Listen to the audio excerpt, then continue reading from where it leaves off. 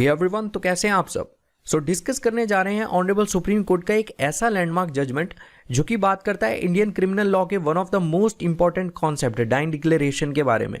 देखिए, आज की इस वीडियो में हम डाइंग डिक्लेरेशन से जुड़े डिफरेंट एस्पेक्ट्स और डायमेंशंस को तो कवर करेंगे ही साथ कई इंपॉर्टेंट क्वेश्चंस को भी हम आंसर करेंगे कि क्या सही में डाइंग डिक्लेरेशन के सोल बेसिस पर किसी को कन्विक्ट किया जा सकता है। और एक और इम्पॉर्टेंट चीज़ जो आपको इस वीडियो देखते टाइम समझनी होगी कि जो केस हम आज की इस वीडियो में कवर करने जा रहे हैं वो केस एग्जाम पर्सपेक्टिव से बहुत ज़्यादा इंपॉर्टेंट है। हर एक चीज़ को बारीकी से समझेंगे, वीडियो पूरा देखिएगा। सबसे पहले इस केस का नाम डिस्कस कर लेते हैं। जैसा कि आप सब देख सकते हैं, पकल नारायण स्वामी वर्सेस एम्परर 1939। देखिए, मैं हमेशा से ये चीज़ कहता आया हूँ और आज भी कहूँगा कि किसी भी केस की डेट को देखकर आप उस केस की इंपॉर्टेंस को डिटरमाइन बिल्कुल मत कीजिए, क्योंकि हर एक केस आपकी लीगल लाइफ में एक वैल्यू ही ऐड करता है। तो अब बात कर लेते हैं इस केस से जुड़े कुछ फैक्ट्स के बारे में।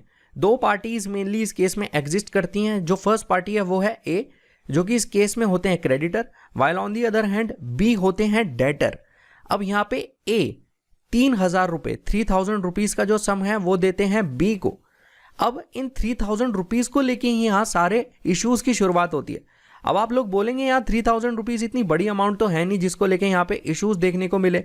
देखिए, ये केस जैसा कि मैंने आपको बताया कि 1939 में एग्जिस्ट करता था, तो 3000 रुपीज़ की वैल्यू बैक देन 1939 में बहुत ज़्यादा होती थी, भले ही वो वैल्यू आपको आज इतनी ज़्यादा ना लगे।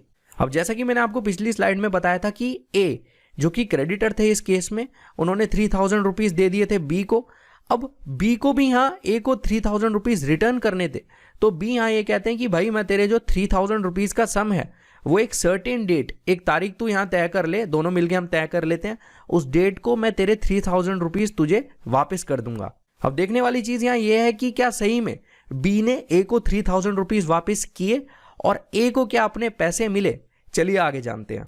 तो फिर ए और बी आपसी सहमति से मिलकर एक डेट डिसाइड करते हैं जिस डेट पर बी 3000 रुपीज़ की पेमेंट ए को करेंगे। अब यहाँ एग्जिस्टेंस में आती हैं ए की वाइफ। देखिए, ए की वाइफ का जो रोल है वो इस केस में बहुत क्रूशियल है। इस चीज़ का पता जैसे जैसे मैं वीडियो प्रोसीड करूँगा आपको आगे मिलेगा। फिर क्या था, जब ए पेमेंट कलेक्ट करने जा रहे होते हैं तो उनकी बीवी उनसे ये पूछती है कि भाई आप कहाँ जा रहे हो। तो ए अपनी जो वाइफ है उनके साथ सारी चीज़ें शेयर करते हैं कि बी एक ऐसा पर्सन है जिसे मैंने कुछ पैसे उधार दिए हैं, उसने सर्टेन डेट पर मुझे ये पैसे वापस करने का प्रॉमिस किया था, तो इसी चीज़ के चलते मैं अपनी जो पेमेंट है वो कलेक्ट करने जा रहा हूँ। फिर क्या था, ए फाइनली अपने घर से निकल जाते हैं पेमेंट कलेक्ट करने के लिए, लेकिन ए बाद में 2 दिन तक मिसिंग होते हैं, 2 दिन तक वो मिलते ही नहीं है। अब हम वीडियो में ये देखेंगे कि क्या सही में ए को जो पैसे की रिकवरी यहाँ करनी थी वो इतनी आसानी से हो जाएगी या कोई और एंगल सामने निकल कर आएगा। तो जैसा कि मैंने आप लोगों को पिछली स्लाइड्स में बताया ही था कि जो ए है वो अपने घर से अपने पैसे को रिकवर करने के लिए निकल जाते हैं फ्रॉम बी, और वो 2 दिन तक फिर मिसिंग रहते हैं, वो 2 दिन तक मिलते ही नहीं है। लेकिन उसके बाद एक सडन और ट्रेजिक इंसिडेंट सामने निकल कर आता है जिसमें ए मिलते तो हैं लेकिन ए की जो बॉडी है उसको डिस्कवर किया जाता है एक ट्रेन के कंपार्टमेंट में, एक ट्रंक के अंदर, जिस ट्रंक में ए की बॉडी के 7 टुकड़े कर दिए जाते हैं। ये बहुत हैरान कर देने वाली चीज़ है कि एक पर्सन जो कि अपने पैसे की रिकवरी करने किसी दूसरे पर्सन के पास जा रहा था, लेकिन पैसे की रिकवरी तो छोड़िए, हमें यहाँ एक शॉकिंग और ट्रेजिक इंसिडेंट देखने को मिलता है।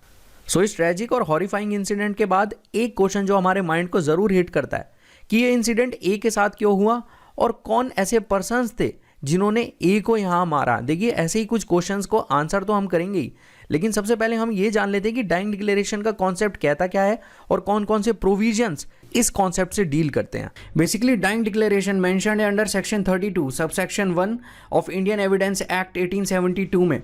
अगर मैं आपको सिंपल वर्ड्स में समझाऊं तो डाइंग डिक्लेरेशन कोई भी ऐसी स्टेटमेंट हो सकती है जो कि दी गई है एक ऐसे पर्सन के द्वारा जो यहाँ पे मरने वाला है। वो स्टेटमेंट हो सकती है रिलेवेंट फैक्ट की, वो स्टेटमेंट एक पर्सन लिख के दे सकता है, बोल के दे सकता है, या कंडक्ट के थ्रू भी दे सकता है। कंडक्ट के थ्रू देने का मतलब यही है कि वो पर्सन अपनी जो डाइंग डिक्लेरेशन है, अपनी जो डाइंग स्टेटमेंट है वो कन्वे कर सकता है with the help of a sign language के थ्रू। और बेसिकली यहाँ पे जो भी स्टेटमेंट एक पर्सन अपने मरते टाइम देगा वो कहीं ना कहीं एक्सप्लेन करती होंगी उसकी मृत्यु का कारण, कॉज ऑफ डेथ को एक्सप्लेन करती होंगी, और तो और किन हालातों में उस पर्सन की डेथ हुई है उस चीज़ को भी यहाँ पे एक्सप्रेस करती होंगी, सर्कमस्टांसेस ऑफ डेथ को भी यहाँ पे कन्वे करती होगी वो डाइंग डिक्लेरेशन जो कि दी जाने वाली है ऐसे पर्सन के द्वारा जो यहाँ पे मरने वाला है। बेसिकली अब दो क्वेश्चन हमारे माइंड में अराइज होते हैं कि जो डाइंग डिक्लेरेशन है क्या उसकी कोई वैल्यू भी है इंडियन लीगल सिस्टम में, और तो और सेकंड जो क्वेश्चन है क्या सिर्फ डाइंग डिक्लेरेशन के बेसिस पे एक पर्सन को कन्विक्ट किया जा सकता है।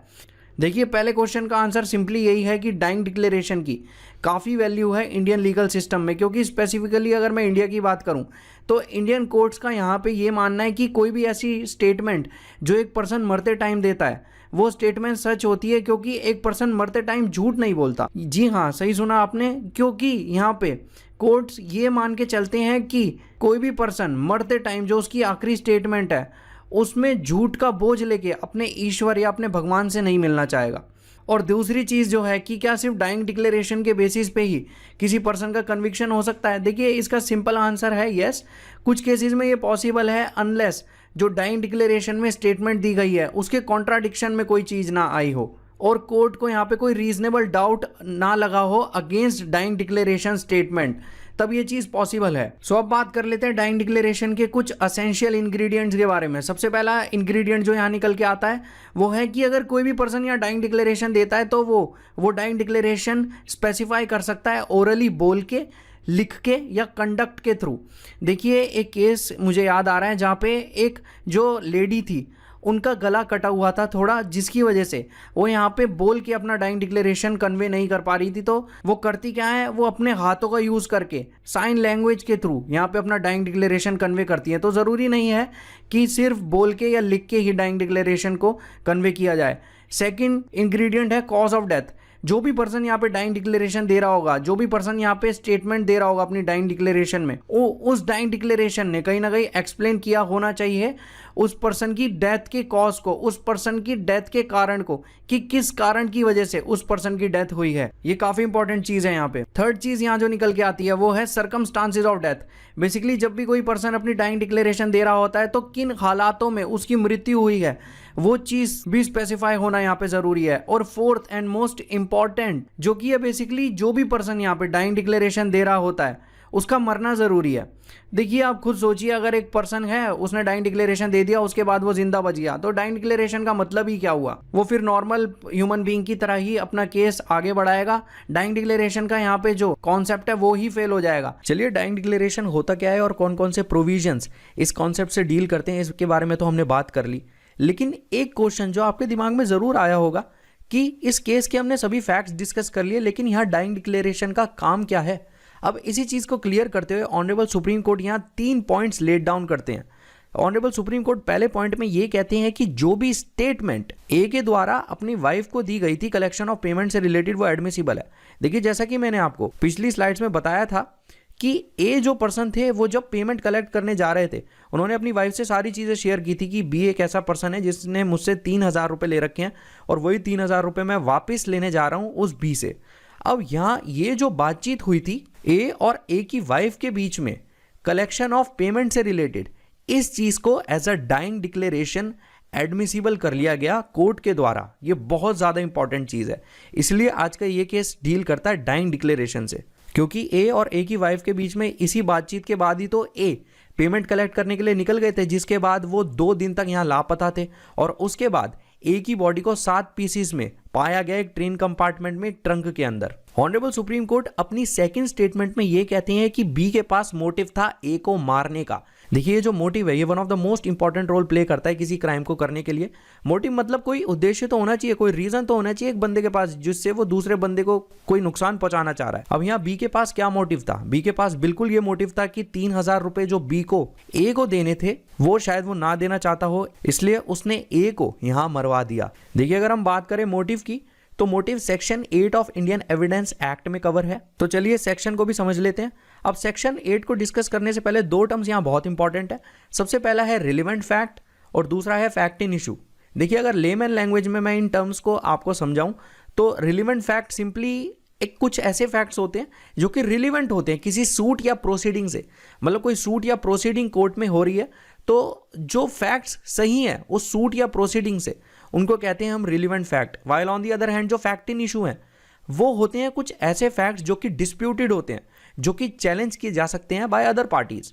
मान लीजिए मैं किसी से ये कहता हूँ कि मैं एक चार्टर्ड अकाउंटेंट हूँ, बहुत सारे लोग इस चीज़ का यकीन नहीं करते, कोई इस फैक्ट को चैलेंज कर देता है, तो ये चीज़ हो जाएगी फैक्ट इन इशू। मतलब कोई भी ऐसे फैक्ट जो कि नीड टू बी प्रूव्ड है, जिन्हें प्रूव करने की ज़रूरत है, वो होते हैं फैक्ट इन इशू। अब ये जो रिलेवेंट फैक्ट और फैक्ट इन इशू है, इनको समझाना मेरे लिए इसलिए ज़रूरी था क्योंकि ये दो टर्म्स किसी भी सूट और प्रोसीडिंग में एक बहुत इंपॉर्टेंट रोल प्ले करते हैं।